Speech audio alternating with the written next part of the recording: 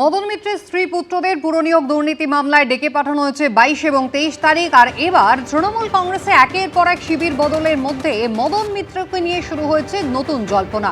ঋতব্রত তৃণমূলের উত্তর কলকাতা জেলা সভাপতি সন্দীপন সাহার বাড়িতে পৌঁছলেন মদন মিত্র।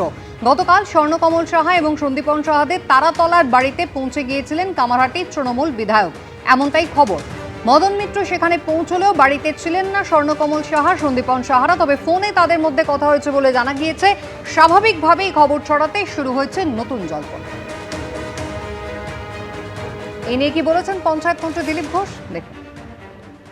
কালকে রাত্রে গেছিলেন একবার মদন মিত্র, দেখা হয়নি।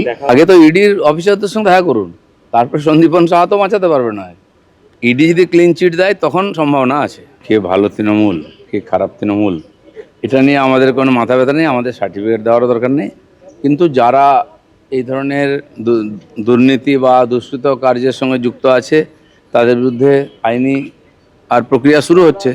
সে কে কোন পার্টিতে আছে, কোথায় আছে, এত হাজার হাজার লোকের কাছে নোটিশ গেছে, ব্যবসায়ীদের কাছে নোটিশ গেছে। তারা পার্টির জন্য নয়, তারা বেআইনি কাজ করেছে, তার তদন্ত হচ্ছে, তাকে সহযোগিতা করা উচিত।